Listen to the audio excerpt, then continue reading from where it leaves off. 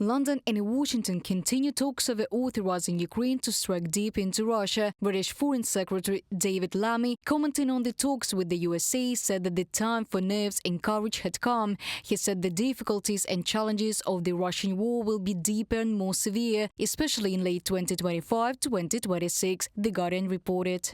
For Britain, that means upholding Ukraine's sovereignty, urging an immediate ceasefire in Gaza and Lebanon, and supporting an end to the fighting in Sudan.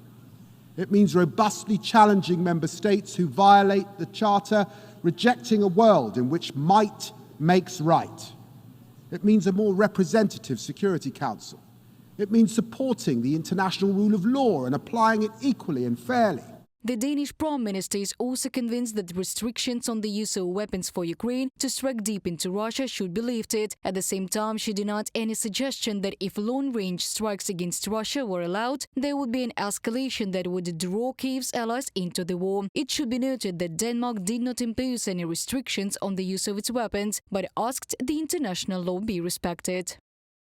My suggestion is, let us end the discussion about red lines, simply giving the Russians two good cards in their hands. Most important red lines has been crossed already, and that was when the Russians entered Ukraine. So I will not accept this premise, and I will never allow anyone from Russia to decide what is the right things to do in NATO, in Europe or in Ukraine. Mette Frederiksen, Danish Prime Minister, in an interview with Bloomberg Television.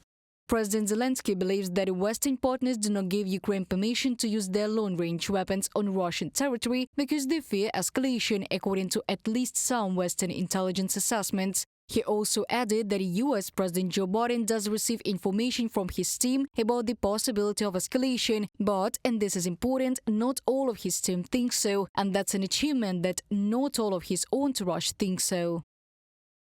We have long-range weapons, but not in the quantity we need, let's just say. But nevertheless, we have this package: Storm Shadow, ATACMS, Scalp. But neither America nor the United Kingdom gave us permission to use these weapons on the territory of Russia, on any targets at any distance. We have not used long-range weapons on the territory of the Russian Federation. Volodymyr Zelenskyy, President of Ukraine, during meetings with journalists.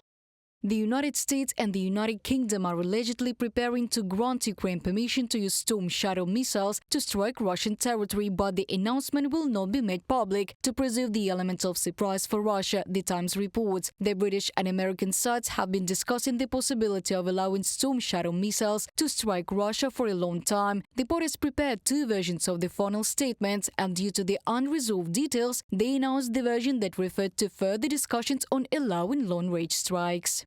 Reported by Diana Kolesnik, Diana Ovchar, UATV News.